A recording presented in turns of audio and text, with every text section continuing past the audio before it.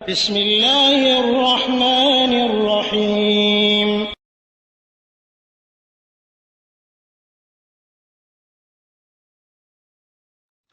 ওয়ালাইকুম আসসালাম রহমতুল্লাহ বারাকাত। খামিস মোশাহেদ সৌদি আরব থেকে হাসান শেখ ভাই জানতে চেয়েছেন, কেউ যদি বলে ঝগড়া লাগার কারণে তোমার মাটি আমার জন্য হারাম, অর্থাৎ আমি মারা গেলে তুমি আমাকে মাটি দেবে না, এরকম কথা বললে সে যদি আবার মারা যায় তাকে মাটি দেওয়া যাবে কিনা? আলহামদুলিল্লাহ ওয়াসসালাতু ওয়াসসালামু আলা রাসূলিল্লাহ আম্মা বাদ। সম্মানিত ভাই, খুবই কঠিন প্রশ্ন মনে হয়। আসলে কঠিন না, খুবই সহজ। আসলে কথা হলো কি, যদি কেউ কোনো হালাল জিনিসকে নিজের উপর হারাম করে নেয়, সেই জন্য ওলামা একরাম যেটা বলেছেন তার জন্য সে কাজটা যদি সে করে ফেলে তাহলে তাকে একটা কাফফারা দিতে হবে। কাফফারাটা কিসের? ইয়ামিনের কাফফারা, অর্থাৎ কসমের কাফফারা দিতে হবে।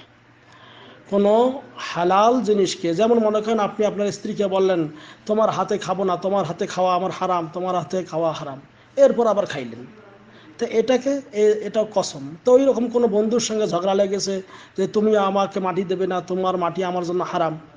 এখন সে যদি মারা গেল, মুসলমানকে মাটি দেবে। এখন আপনার মায়া হলো, আপনি যদি মাটি দেন, যদি আপনি না দেন তাহলে কোনো সমস্যা নেই, আর যদি মাটি দেন তাহলে আপনাকে একটা কাফফারা দিতে হবে। যেমন নবী করিম সাল্লাল্লাহু আলাইহি ওয়াসাল্লাম একদিন তিনি তার কোনো এক বিবিকে বললেন যে আমি মধু খাবো না। হ্যাঁ, তখন এর পরবর্তীতে আল্লাহ রাব্বুল আলামিন যে কোরআনের আয়াত যে নাযিল করেছেন যে ইয়া আইয়ুহান নাবিয়্যু লিমা তুহাররিমু মা আহাল্লাল্লাহু লাক, হে নবী কেন আপনি হারাম করতেছেন যা আপনার জন্য আল্লাহ হালাল করেছেন। তাবতাগি মারদাত আজওয়াজিক, আপনার স্ত্রীর মনোতুষ্টি আপনি কামনা করছেন। আল্লাহু গফুরুর রহিম, আল্লাহ রাব্বুল আলামিন অত্যন্ত ক্ষমাশীল দয়াশীল, যেটা সূরা তাহরিমের মধ্যে রয়েছে।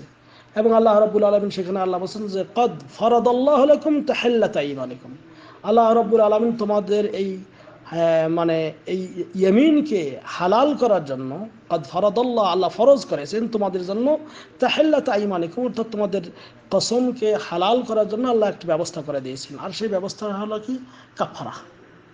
কাজেই কেউ যদি তার স্ত্রীকে বা কোনো ভাইকে ঝগড়া লাগলে বলে আমি খবরদার এই কাজটি করবো না, আল্লাহর কসমে করবো না, পরে সেটা হালাল কাজ সেটা যদি করে ফেলে তাহলে তাকে এরকম কাফারা দিলেই যথেষ্ট। এবং অনুরূপভাবে যেটা আয়াত বললাম সেটা সূরা তাহরিমের 1-2-3 নম্বর আয়াত। এবং আরেকটা ইয়াতে এসেছে, নবী করিম সাল্লাল্লাহু আলাইহি সাল্লাম তিনি বলেন যে ইবনে মাসউদ রাদিয়াল্লাহু তাআলা আনহু, তার কাছে একদা কিছু মানে খাবার নিয়ে আসা হলো। ফাতানাহা রাজুল, তখন এক ব্যক্তি বলল আমি খাবো না। ফাকালা ইন্নী হারামতুহু আল্লা আকুলা, তিনি বললেন যে আমি আমার ওপর হারাম করলাম যে আমি এটা খাবো না।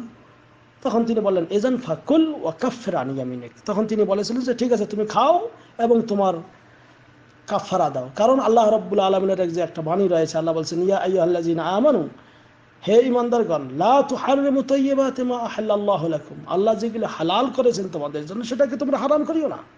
ওয়ালা তা'তাদু ইন্নাল্লাহা লা ইউহিব্বুল মু'তাদিন, এবং সীমা লঙ্ঘন করিও না, সীমা লঙ্ঘন করে আল্লাহ পছন্দ করেন না। কাজে এই আয়াতগুলি থেকে যেটা দলিল সাব্যস্ত করা হয়েছে যে কেউ যদি কোনো হালাল জিনিসের কসম করে করবো না এবং সেটা পরবর্তী যদি করে ফেলে তাহলে তার জন্য এটাকে কাফারা দিলেই যথেষ্ট। আর এই কাফারাটা কি? কাফারা হলো যে এটা আশারাতে মাসাকিন, 10 জন মিসকিনকে খাওয়াইতে হবে। 10 জন মিসকিন, আপনার মনে করেন যে তার পরিবারের ভুক্ত 10 জন মিসকিন, তাদেরকে সে খাবার দিলে যথেষ্ট। কিভাবে খাবার দেবে? যে একজনের জন্য কিলো এবং নিসফ, অর্থাৎ 1.5 কিলো করে চাউল দেবে। এটা খাদ্য দিতে হবে, এটা টাকা পয়সা দিলে হবে না, এবং সেটা যদি 10 জন গরিব মানুষকে দিতে হবে। এখন যদি আপনি কোনো আশা, যেটাকে বলা হয় রাতের খাবার বা দিনের খাবার, যদি এরকম করে দিয়ে দেয় তাহলে কোনো সমস্যা নেই। রাতের খাবার বা দিনের খাবার ভালো করে পাক করে খাওয়াই দেন অথবা ক্রয় করে খাওয়াই দেন, কোনো সমস্যা নেই। কিন্তু খানা খাওয়াইতে হবে, টাকা দিলে হবে না, কিন্তু টাকা দিয়ে খানা খাওয়াইতে হবে 10 জন মিসকিনকে। এখন সেটাও যদি করতে না পারেন তাহলে 10 জন মিসকিনকে কাপড় দিতে হবে। কাপড় কী রকম? যে লুঙ্গি পাঞ্জাবি যেগুলো দিয়ে নামাজ কমপ্লিট হয়, অথবা নারীদের ক্ষেত্রে হলে তাদের পুরা একটা ড্রেস দিতে হবে। সেটাও যদি না পারেন তাহলে একটা গোলাম আজাদ করতে হবে। গোলাম আজাদ বর্তমানে নেই, সেটাও যদি না পারেন তাহলে 3 দিন রোজা রাখতে হবে। 3 দিন রোজাটা কীরকম? লাগাতার রাখতে হবে। মাঝখানে বাদ দেওয়া যাবে না, 3 দিন একটানা রোজা রাখবেন, তাহলে ইনশাআল্লাহ কাফারা হয়ে যাবে।